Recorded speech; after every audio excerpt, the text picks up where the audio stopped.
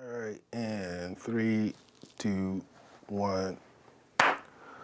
Welcome everybody to another episode of the Providence Lucha Talk. I'm your boy Jay, And this is Lucito. and we're here to talk about mostly everything and anything about wrestling because we've been messing up on our dates on premium live events and pay-per-views. So yeah, we never did our No Mercy prediction, which it happens, but.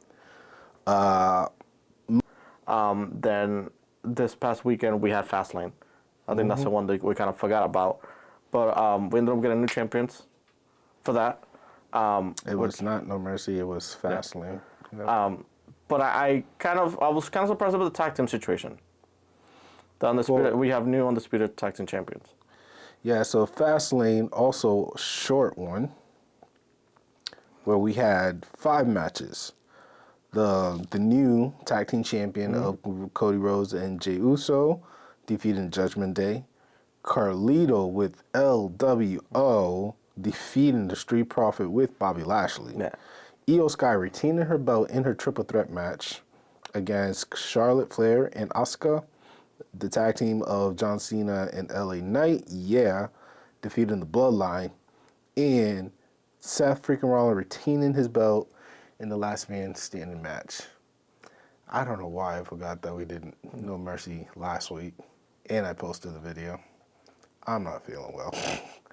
But yes, 5 matches compared to Wrestling Dream of 13. I like the quality of these short matches. Time frame was pretty reasonable. Cody Rhodes had 20 minutes. The LWO match was 10 minutes.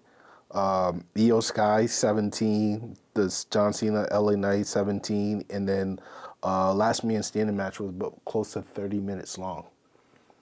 And it was just 5 simple matches, but it was pretty good. I like that I feel like so far every pay-per-view for the main roster kind of had like a surprise thing or something cashing in or something. Carlito, yeah. Like something important happened. Like even since, for example, I think when they went to Europe, when they had Clash of the Castle or something like that. Mm-hmm. So you kind of all the Solo showing up. Yeah. So you had a bunch of people coming back, and so at least you were looking for something. And I think LWO didn't have a third person to kind of like because the other 2 got poisoned. So I know Carlito was in the talks to become part of the main roster, but we didn't know where he was going to fit in. But I think it's a good addition, and it kind of gives him somebody I guess bigger and But we don't know if it's like I know he is full time now for SmackDown. Correct. So on SmackDown Live, we will learn if he's going to be an alliance with LWO or if he's going to be his old self. That's going to be something to look for. For me, I think the biggest outcome was Io Sky retaining the belt. Okay. By her retaining the belt, and you're defeating 2 of the biggest stars in your division, is like, who's next? And I don't know if it's going to be Bayley, and I don't know if it's going to be someone from the NXT universe going through a portal to face Io. Is like, I mean, the one person that comes to mind, Kairi Sane, because her last match at Stardom was not too long ago, and it was her final match too. So she could be a good opponent for Io, but that's it. Like I don't know anyone else that could. Because I'm thinking just kind of the pay-per-views are coming ahead. It's Survivor Series, and if we, how we've been talking, how the champions are right now, I don't mind it if it's a triple threat amongst all the 3 champions, because you have Becky, you have Io, and you have Rhea Ripley. So that's a good combination because you have like technical high flyer power. So it'll be a balanced match. I don't know if from now until Survivor Series if the champions will remain champions as they are, but I feel like overall I think it's a good thing for Io. I feel like she hasn't been competing per se too much, so which is she doesn't need to, because basically everybody who's contending, they kind of like do the bulk of basically the monthly show for the pay-per-view. Then a week or so she could have like a warm-up match or something in between to like get involved and kind of part to the story, which is good. So that gives more time for Charlotte and more time for Asuka and kind of like the more performers and also the talkers. Because I know Io, she speaks, but she had Bailey as her mouthpiece. So that gives everybody a break and kind of like it spreads out her time as champion. But so far, she's defeated. She kind of cashed it in on. Asuka. No, no, it was Bianca. She won it, but Bianca. So at least she kind of took over kind of the top 4 players of the roster. Well, top 3 players of the roster. I don't think she had a match with Bianca for the rematch, though. Correct. But she just cashed it in, and Bianca kind of like stepped aside, kind of like disappeared for a little bit. Well, injury, I believe it was the reason. But overall, it was, I think it's, new champions. It was good. I like that. Well, the champions retaining. I like that. We had Carlito coming back, and we'll see what happens kind of unfolds out of that. Yeah, my worry is about Bobby Lashley with the Street Profit. Honestly, story-wise, on paper, it is a great idea. Yeah. But the way how they're giving it to us, it's like, are they trying to, give us a swerve and decide to do something else? You know what I'm saying? Imagine if it's Jade who actually become like alliance with Bobby Lashley over the Street Profit.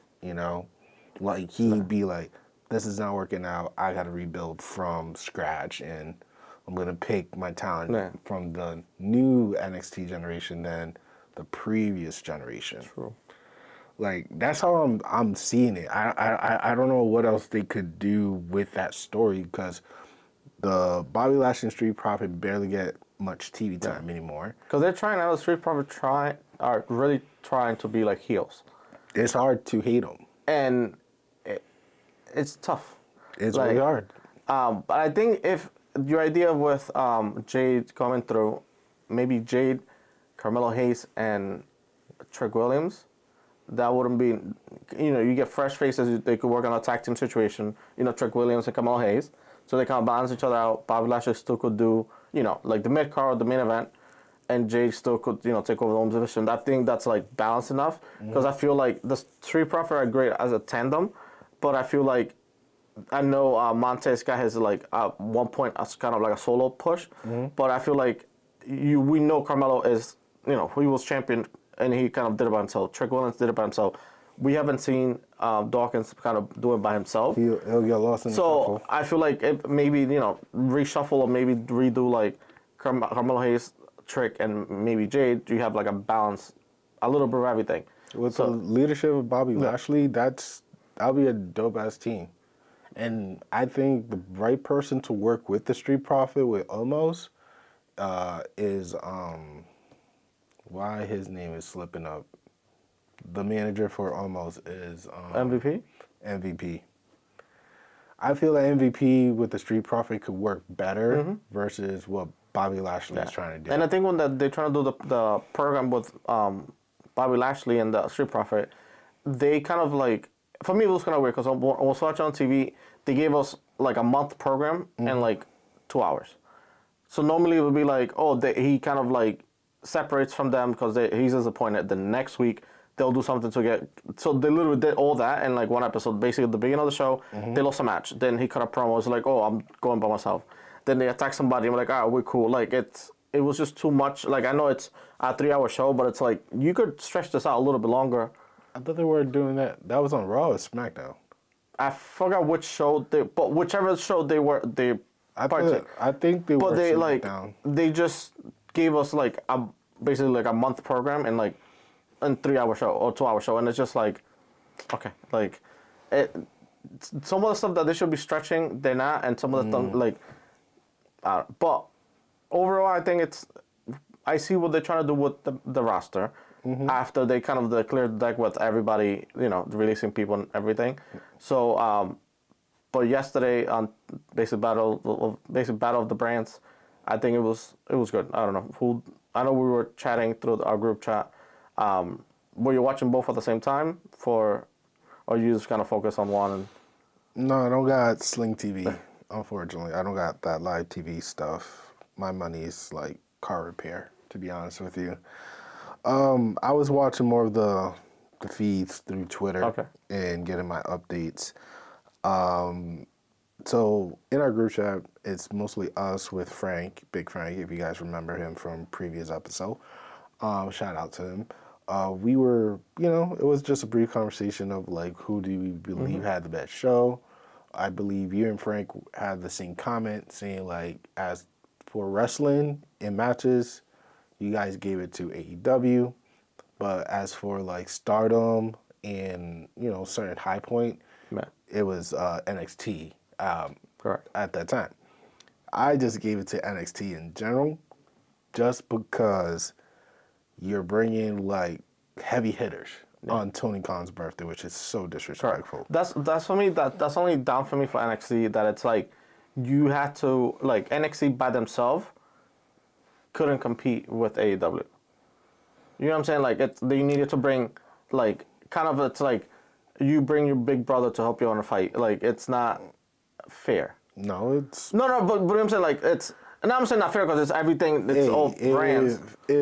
If AEW have Ring of Honor and have partnership with other companies like New Japan and AAA, if he didn't thought of like, if you're bringing a Taker, Cena, Cody, and Asuka down to Orlando, then I'm gonna try to bring in Moose or whoever, Sanada or Okada, you know what I'm saying, or Hijo de Vaquino to do this big event on a Tuesday. Like, if he didn't thought of that ahead of time, that's on him. Yeah, but the matches, the way how it was, the composition of like, because I was trying to, basically, I kind of had like side by side, kind of, I had one, I was watching one, but the other was like on the side, I kept switching back and forth. Some of the stuff, I feel like certain times and period, I feel like Tony Khan was kind of playing reactive rather than being, because NXT gave you the show how it was. Tony Khan there was a lot of shuffling, it kind of like on the spot. So because those whole matches that were supposed to be on the later time, they got moved to the front or vice versa, and like. Because they're trying to match their energy. Yeah. Because there's a funny clip on Twitter where people in the box during the Dynamite show was watching NXT show just to see if they missed anything out. Right. And really it's just like some dope moment. Right. Like Cena had a few funny bits. Definitely did a hell of a... I wish he would have buried Braun Breaker. Or as most people like to call him, Braun Toretto. Because, he looked like Toretto and he's Jacob Toretto in the Fast and the Furious series. I thought that was hilarious. I felt like he should have buried him, but he said, no, it's a teachable moment, whatever. Okay, whatever that means. Well, he kind of, you had at the end, he got his lesson. He got his but it wasn't Cena. It was Taker. Taker is the one that, gave him that, whatever that punch is called, if you come back in wrestling, that was good. That was legendary punch, whatever, good night, night, boom, whatever. That was dope. Carmelo had his moment because that was kind of cool, living everybody's childhood dream to be able to raise up your arm next to the Taker. I think that was fire. The American Badass, that's like one of my personal version of Undertaker out of everybody else. American Badass with the bite, trust me, I'll be raising both arms, going crazy, just being next to the Taker. Come on. Asuka streak is still unbeatable.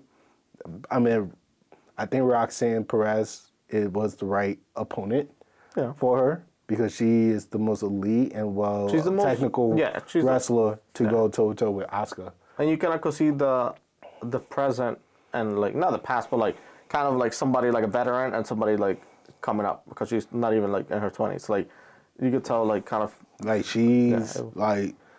Roxanne is definitely put in the right pedestal for upcoming move to either SmackDown or Raw. I think she's going to do great.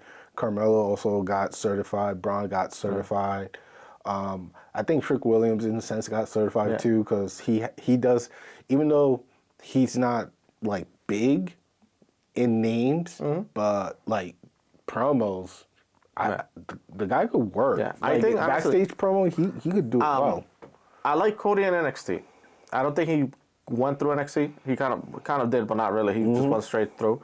I wouldn't mind seeing him after everything, after he finishes his story, I wouldn't mind him that being. is. I wouldn't mind him being the GM. Like how every kind of veteran came down, or basically had a top. Like you had Mick Foley being the GM of a show. You had Daniel Bryan, different people. Cody, I think he'd be a good NXT. So after Regal, you put Cody?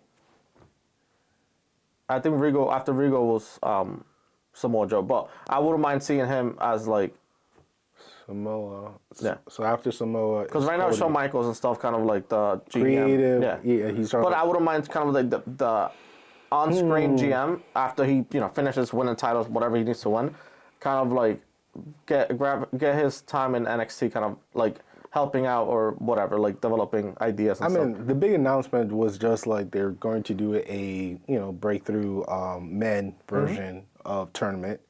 It's going to be interesting to know who are going to be the competitor, as well as the Dusty Road Tag Team tournament as well is coming back, which I think it's going to be more meaningful now that there's a Rhodes being involved. I think this one is going to be a little bit special.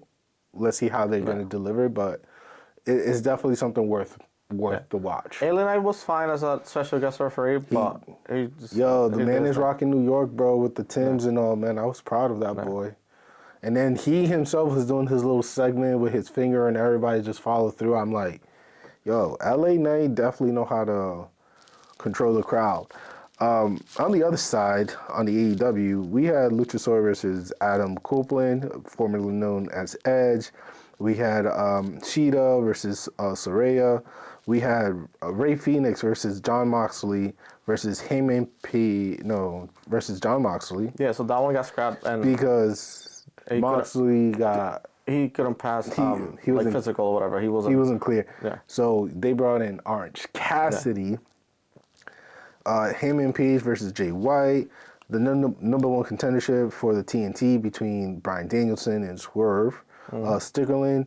Jericho versus Powerhouse Hobbs. That was not really needed. Tony ready for her close-up, which, everybody needs a good ha-ha. Some artistic moment. MJF making an appearance, which he did, and there's a lot of heat happening with that segment. In the Ring of Honor World Championship between Eddie Kingston versus Miru Suzuki as the opener. And my friend, they gave us a lot. They try to feed us 1, 2, 3, 4, 5, 6, 7, 8, 9 matches within a 2-hour slot. I feel like there was some points they were beating. If you kind of do a second time by time, there was sometimes AEW was better than NXT, and kind of so they basically started with the they gave it kind of like a pre-show kind of before 8 o'clock. It was the Eddie Kingston one. He ended up winning, but then they gave us the first match was kind of for NXT was the promos with Cody Rhodes and kind of setting up everything and Asuka in the beginning. Then on the other side you had Swerve Strickland and then Bryan Danielson. So I feel like the AEW for me had it a little bit better because they kind of really gave you like a person that former WWE, they were both WWE, but former NXT and basically World Heavyweight Champion going against each other. I think that was a good match and kind of setting up for the number one contender going against Christian. The only two things I didn't care too much, or I don't know what was the decision for it. I didn't care too much about. I think they rushed it too quick, given Hirako Shida being the 3-time champion. I feel like Saraya should have had a longer reign, or at least there's more 6 story. 6 week is good enough. Huh? 6 week is yeah, good but enough. you still like okay. She beat everybody. And it was a fatal 4. She won. Cool, but like you still haven't like normally kind of how they do formula like A against B, then B like they should have either been on accounts because I know Ruby Soho interrupted and kind of like you had Tony Storm kind of chase her away, but you still have people in the mix to like continue the story. I feel like Hirako Shida's a fine champion. She was okay, but I feel like there's still some unfinished business between Saraya and Tony Storm and Ruby Soho. Are they still together or not? Like, and everybody's kind of doing rebranding for themselves individually. So it's like there's still some unfinished business there. So fine, congrats for Hirako Shida. Great, being the first 3-time, AEW champion. Mm-hmm. But for me, it's a little too soon. And the same thing with Orange Cassidy winning it again. They probably pulled the trigger on that because on Rey Fenix because of injury. So just kind of let him heal to have Orange Cassidy win again and kind of continue the story with Moxley or whomever they're gonna contend. But I would have liked to see Orange Cassidy kind of like do bigger things, either the TNT Championship or any other. You know what I'm saying? Like any other titles rather than the IC title. I don't know where you were going with that because I'm like, yo, the man already did a 30-man Royal Rumble for the. But he did everything for that division. Yeah. So now it's like go to that TNT, go to Ring of Honor, go to CB Champion. Occupied. Whichever, It's occupied. Every slot right now, except for the Trio Championship, because I'm not sure who's going to be the next opponent for the Acclaim. Okay. That's questionable, but everybody else is, they're busy. Like MJF got Jay White. You got freaking Christian and then Brian and Dennis. Well, I'm more curious to know what's going to happen with Big Will and Starks being the tag team champions. Okay. I'm like, who's next for them? That's a question mark. For the women, Ishida, because like you perfectly explained, right now the Outcasts are having their own little inner problem within themselves. I think Orange Cassidy was great. Make him a 2-time international champion, the first 2-time, the longest, reigning, because I think the shortest one is John Moxley. Yeah. If we do the days, right? Yeah. So Moxley has the shortest. Imagine if Orange Cassidy loses the belt the next day. Then he becomes the shortest. Now he's the shortest and the longest reigning international champion. Right? Everything is a little bit cluttered when it comes to storyline in AEW. I definitely want to go back to Ishida real quick. With Ishida, I'm just pasting them onto my picks. Ishida basically was the right move because you can't have Toni Storm beat Saraya for the belt. And we don't know the stat of Jamie Hayter if she was going to show up. So Britt already lost to Saraya. Who else lost to? Tony lost to Saraya. And Ishida. There's a fit of 4. Yeah. And Ishida was the only person that, lost. But if she has the belt now you have a good opportunity to give it to someone else. Now, this is an open door for either Toni Storm to become another time. Thunder Rosa could make a nice return and take the belt from Ishida, and that would make sense. Okay. You could have Britt. I mean, they're not alliance. They had partnership. They had an alliance, but doesn't mean there was loyalty to each other. And then Athena. You have 4 new women. I'm going to throw in Sky Blue because I like Sky Blue. You have 5 different people and Willow Nightwell. You got 6 female now that could easily have a match with Ishida, and it would make sense. Compared Saraya losing to maybe 2 or 3 of the names that we just mentioned. So story, I feel like they're making the right turn. You know what I'm saying? They were far left on the sale, and now they're like correcting the course, and now they're really going to get it correct for the women division. My personal hope is Athena, because it'll be great for her to be a 2-time belt champion by the end of 2023. It's just high hope. May not happen, but if it's not her, it has to be either Thunder Rosa or Jamie Hayter. Those are the only 2 women I could see that would also make sense to be the next women champion. Yeah, I just gotta see how the division falls. For me, Ricochet is a great champion, technical. So I'm just bored. She's kind of like, for me, it's like Hangman Page. He's a good champion, but I want to see something like stories and kind of like more of them. So, hopefully that also depends who chooses. I mean, isn't Kenny Omega in charge of the women division? Yeah. So we'll see how. Kenny, come on, bro. Yeah. Make it sense for my guy Lewis over here. Now, Orange Cassidy becoming an international champion. That to me brought joy. I love the promo. I share you the post that they did. That was perfect. Yeah. He has the right energy. He still has the crowd behind him.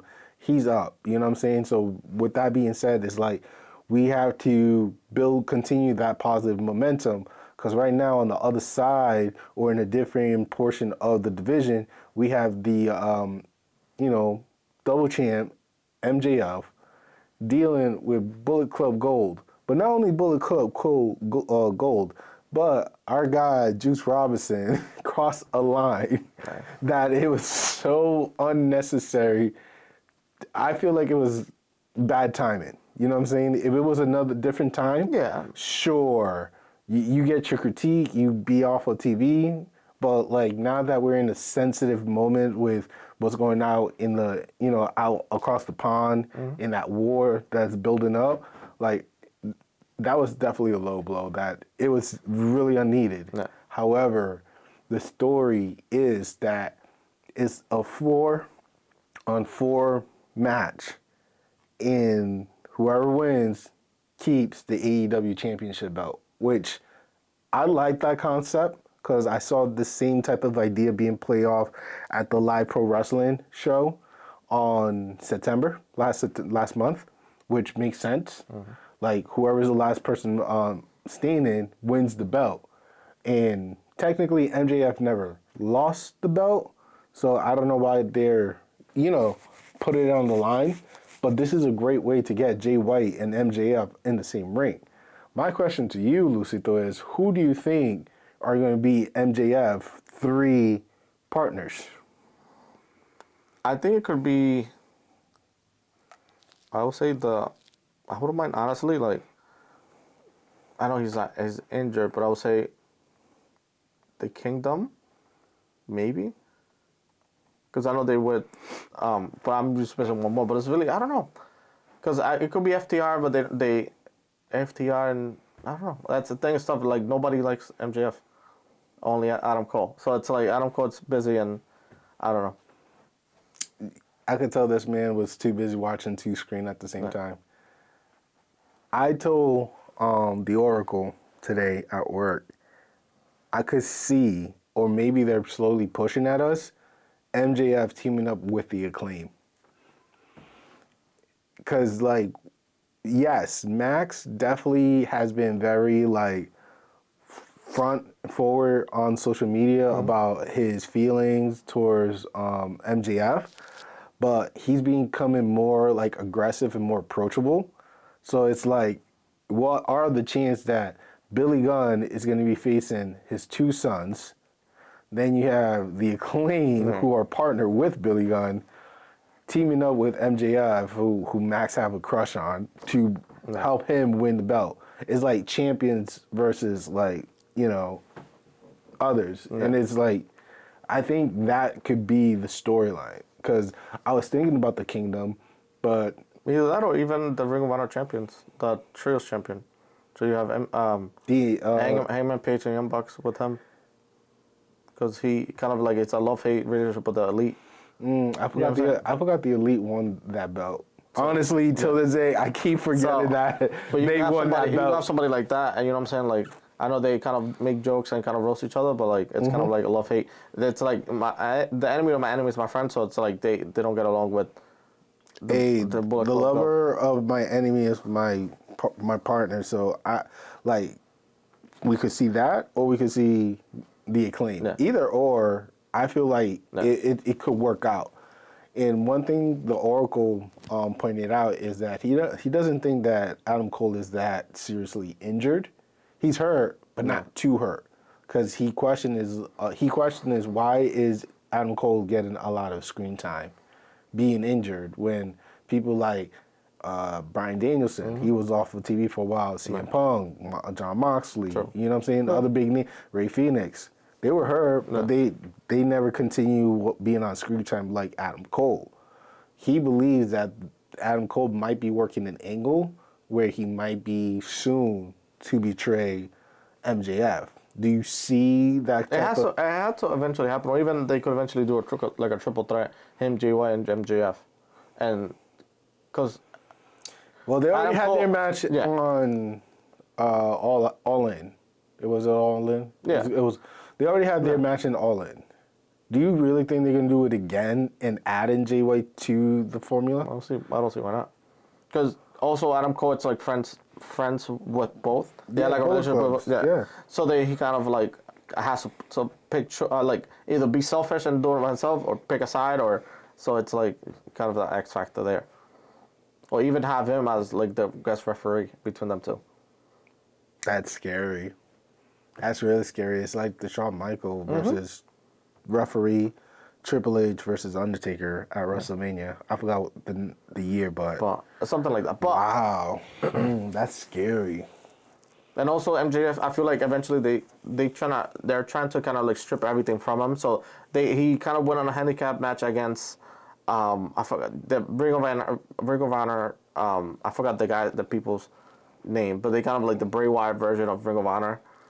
I could look that up for you. But Keep it going. they basically he went 2 against 1 and he beat them. So they try to take his Ring of Honor Tag Team Championship and they haven't taken that off. They basically stole his championship. Now he got to defend it against Jay White. And now the ring, he gotta basically defend that again. For this is gonna be the 5th year the tournament is gonna happen. So Juice Robinson's gonna be like, I'm taking the ring, and they try to little by little strip everything away from MJF. The righteousness. Yeah, the righteous. righteous, Righteous. So I know they kind of giving everything to MJF. Like he's been undefeated for the ring. So I think the past 4 years. So I can't even remember it. Yeah. I can't even remember 2 through 4 matches. Like honestly, like so he's got that. So that's kind of like his prized possession, and also the title that he got that he's earned. And so I like that the story they're doing because it's kind of like he reached the peak now. So now everybody's hunting for him. So little by little trying to take things away from him. So we'll see what happens. I hope he doesn't lose the ring.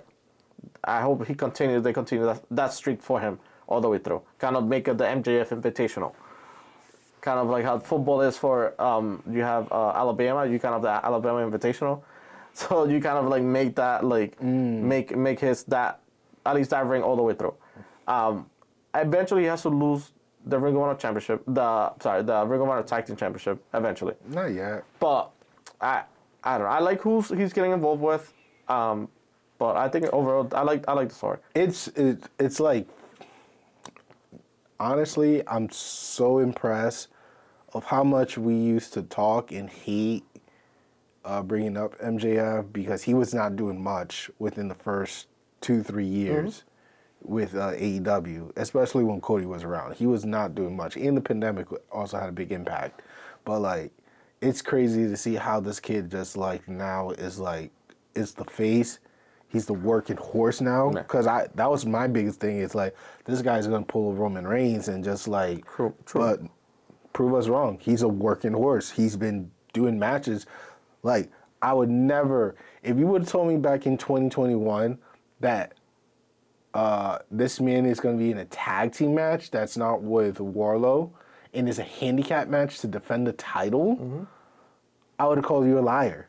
Because I would never expected him to be in that type of scenario. I thought he would be more like, yeah, I'll let my henchmen do the work for me and then I'll get my hands dirty. But he's putting in work. And even when he had to do the pillar match, against all 4. That was dope. Hey, bro. Hey, I mean, like I'm not sure if he faced Kenny yet. I know he did Chris. He did Moxley. I think he worked Danny Bryan. I think he worked with Punk before he was let go. So he already worked with Punk.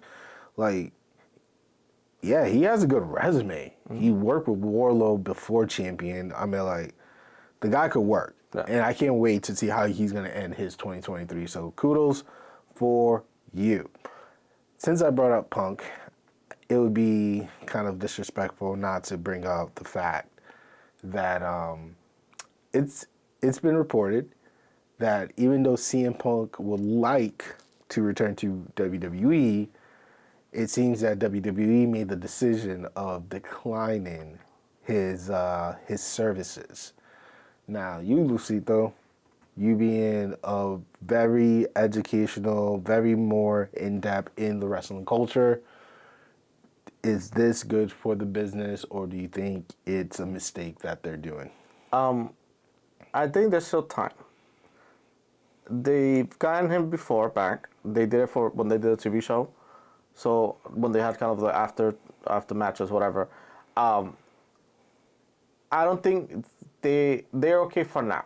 I think there's people in the back producing stuff that want him back, but I think it's not the time yet. I think there's a pay per view happening. I forgot. I don't know if it's Survivor Series. There's a pay per view happening in Chicago. I think it might be Survivor Series. I think it is Survivor Series So, after. I have it here. let me see.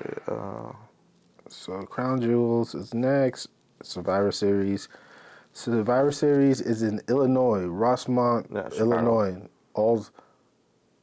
No, not Chicago. Illinois. What I'm saying, it's Not Chicago, but it's in the state Yes. where Chicago Yes. is. Yes. so like The Allstate Arena. That would be honestly, I would even do a one-off thing. But I don't know.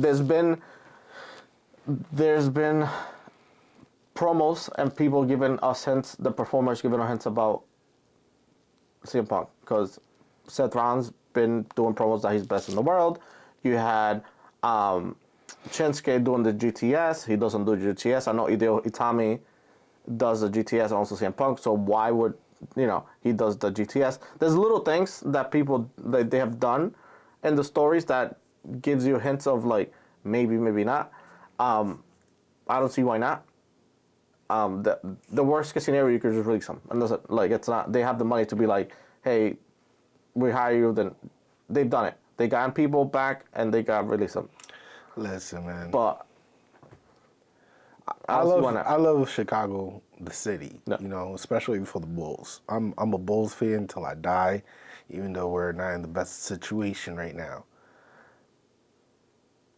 But I feel like at this moment for 2023, Okay. bringing CM Punk to Chicago anytime there's like a wrestling company doing a big event there, it's played out, my guy. Majority of the show in Collision was done where? Chicago. Yeah. All Out, Chicago. Most of the special Wednesday night show, Chicago. It's like, as much, like I said, I love the city, but it's oversaturated. It's like, it's cool. They're a big wrestling culture. I get that. But it's just like, we're good. We got other people from Chicago that would be perfect. I mean, I won't be surprised, I swear to God, if Mustafa Ali comes back during Survivor Series. Because you know where he's from? Yeah. Chicago. Yeah. That would be a good pop for him. Because he had something going in for him until they release him. True. But That's, to me, is like the direction. I mean, you already got Seth Rollins. He's a Chicago Bear fan. He's not that far from him. I mean, he was born in Iowa, but, you know what I'm saying? He loved Chicago itself. Like, they'll be fine without CM Punk. I think what CM Punk needs to do, start doing acting. You know what I'm saying? Start doing acting, start doing other ventures. You know what I'm saying? Because you already did the UFC, you did the MMA, you did the pro wrestling. You know what I'm saying? I would have loved to see you be retired in Ring of Honor, but unfortunately, we're never going to see that now.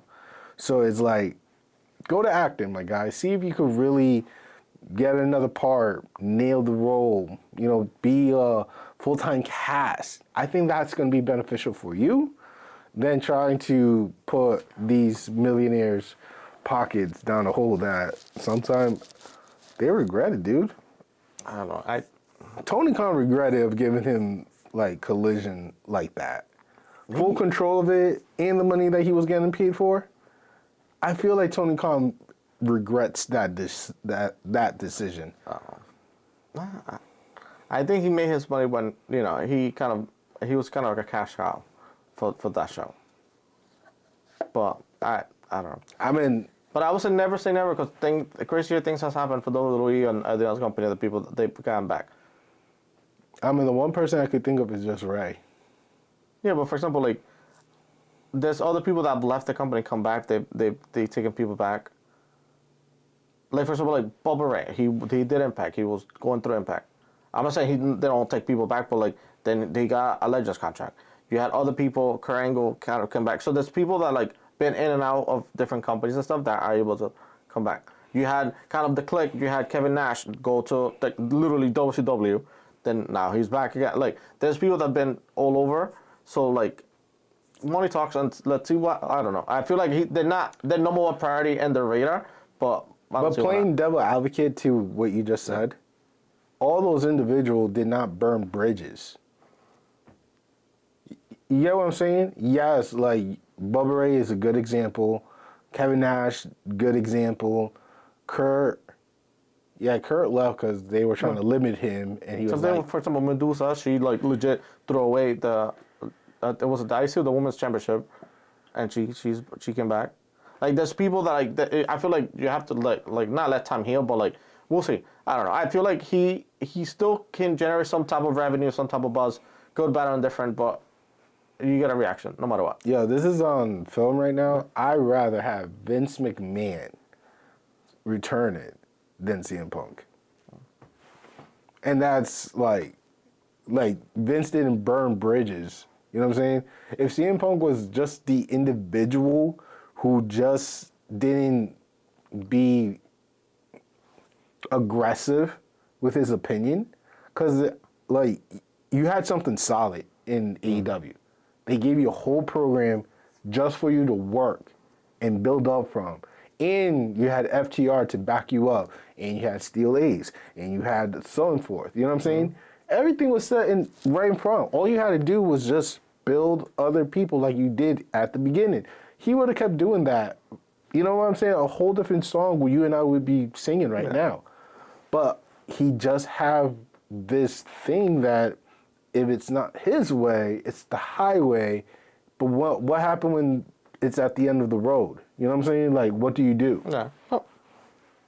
It's like, that's the thing. Because I understand why Kevin Nash came back. I understand why Bubba or Devon would take the legendary contract. I understand Paul Heyman. Paul Heyman did ECW. And look, you know what I'm saying? Yeah, everybody has come back. I feel like But they didn't burn bridges. Batista said some wildest shit live. And they brought him back for him to do a match with Triple H. You know what I'm saying? Like, but he didn't really burn bridges. He just played the role. There's a difference between like being in character and, you know, being your friend. And CM Punk doesn't have that much friends to what I've seen. I don't see him with a lot of like supporting cast. Be like, oh yeah, bring back Punk. Not a lot of people are saying that. Finn Balor said like, hey, as long as I get paid, I don't care. You know what I'm saying? Like, I feel like just yes, he will be a headache, and from experience from them as the company, and also from other, you've seen it in other companies. Yes, it's a headache, but I feel like a return on investment, he's not a bad like ROI, because just merch and everything, like, you know what I'm saying, like if you he's a damaged good. Yes, but everybody that, for example, anybody that's a free agent, not in a company right now, for the money that you're spending to get that person, to hire them, he will generate the most money back to them. While will kind of like even out with the return on investment. Everybody else, they have to invest too much, either time or rebranding or whatever. CM Punk is like kind of like, it's a household name. It's like, you already know, like, you can sell, then you get rid of them afterwards, whatever. But it's just, for investment-wise, it's, you return on investment on him. That's what Tony did. He was sold. Tony didn't fire him. He kind of... Well, here's the thing with Tony Khan, right? Tony Khan didn't originally fire him after the first backstage situation. He was suspended. He just like go away for a little bit. Because of the money he put into CM Punk, and he did not get his return. So it's like, I didn't get my money back when you first came back or after the thing.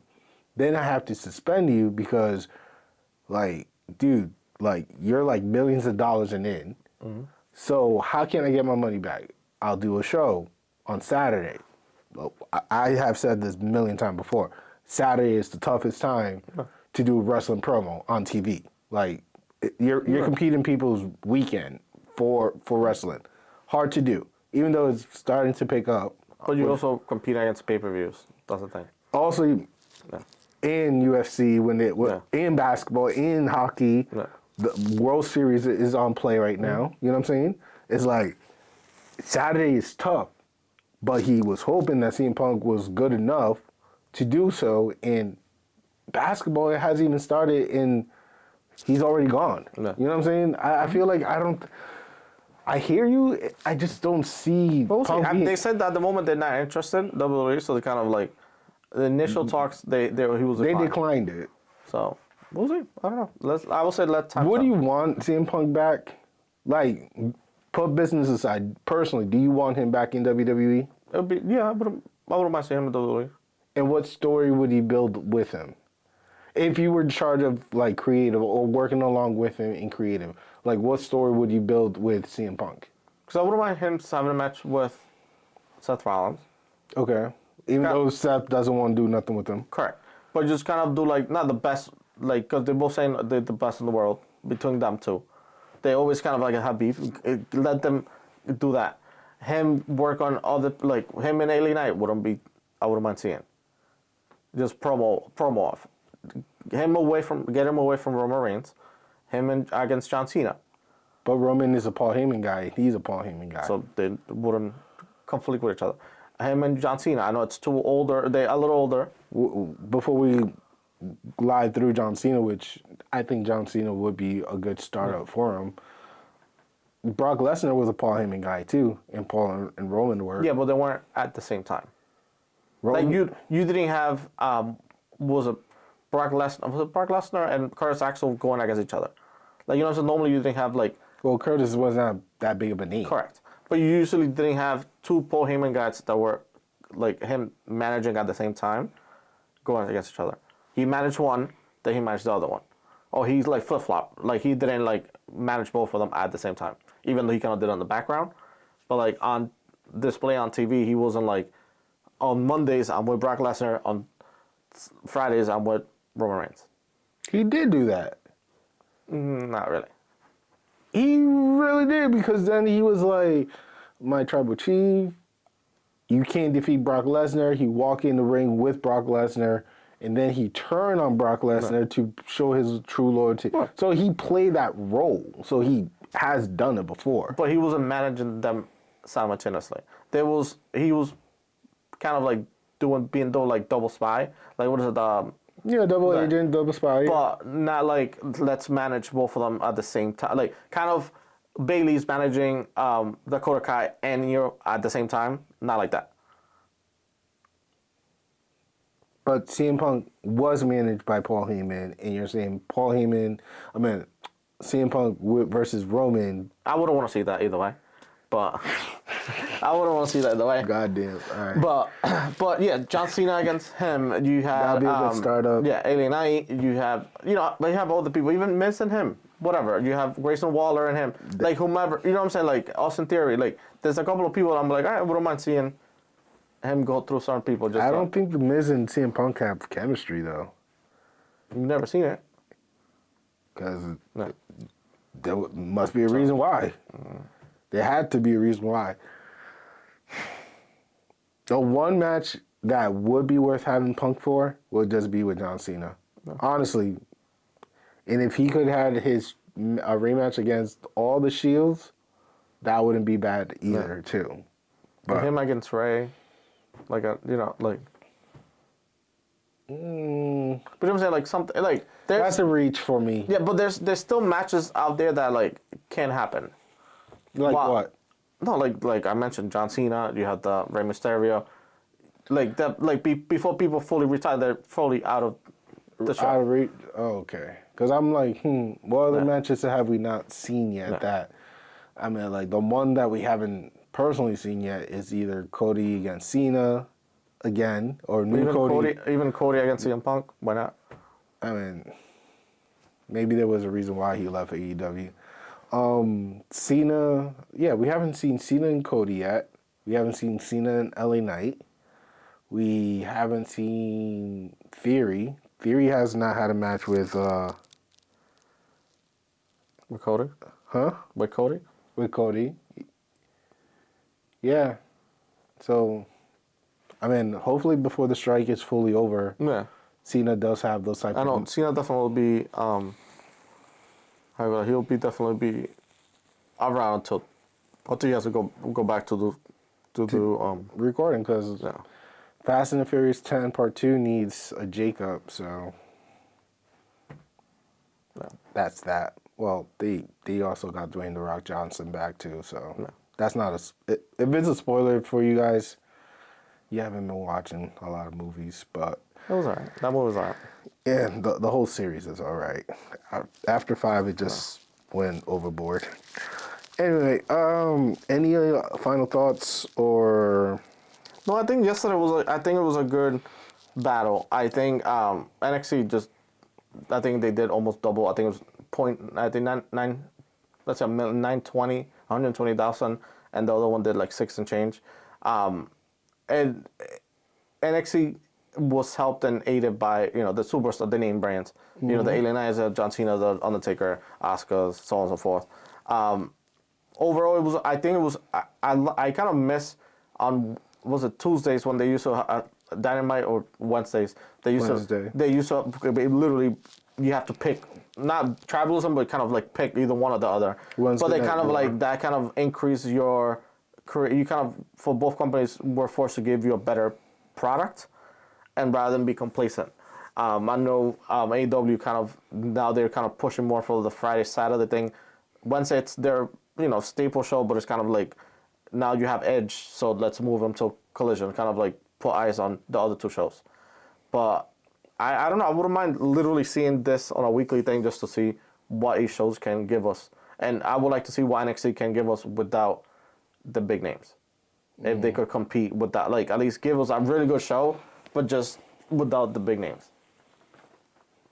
Number wise, I think NXT was about in the 900,000, and NXT was in the 600. Yeah. So if we do the math right, and I think most of the number was because of Undertaker, and this is between the age group between 18 to 38, I believe it is. I think it was because of Undertaker coming back to WWE after a long time. I think that's why that number really spiked high. Cena and Cody, I mean, Yeah. it's cool, but I think it's Undertaker, like the return of Undertaker. Yeah. I think that's what really helped their numbers. So without Undertaker, They would put us on the 6, 7. So what is a 7 or 800? without Undertaker, Yes. without Cody, Asuka, and Cena, they could have been under. They could have been under like between 5 to 6. So it would have been an NXT night. I mean, AEW night if it wasn't for those 4 big Yeah. names. To be honest with you, so hey, NXT knew what they were doing. You want to play fire? They're gonna bring a flamethrower and just burn you down. Simple as that. So. Live Pro Wrestling will be hosting in Revival Brewery October 29th. Get your ticket now. It's only $15. Early bird at the door is about $20. It's a Halloween theme. Dress up as your favorite wrestler or whatever you want. Have a good time. I think Orlando Bloom is still defending his title. Ichiban, forgot his whereabouts. I'm not sure if he have given up his belt because he got hired to a wrestling company around here. So it's going to be good seeing Ichiban on somewhat of a TV platform now. And the unit is so far is like one of my local favorite heels. So there's a lot of good stuff happening here in New England. And if you're into art, the Melton Steel is happening October 21st at the Steel Yard. It's free. They're doing it like block party style. Basically, they just melting artwork steel down to the itty bits. But it's a beautiful ceremony. It's really dope. So anything you want to promote? I think we're You good? yeah. All right. All right, guys. Please be sure to follow us on all of our social media, Providence Lucha Talk. You know what it is. You know where to follow us. We appreciate you. I'm your boy Jay. This is Lucito. We say good night, buenas noches, and Peace. See ya.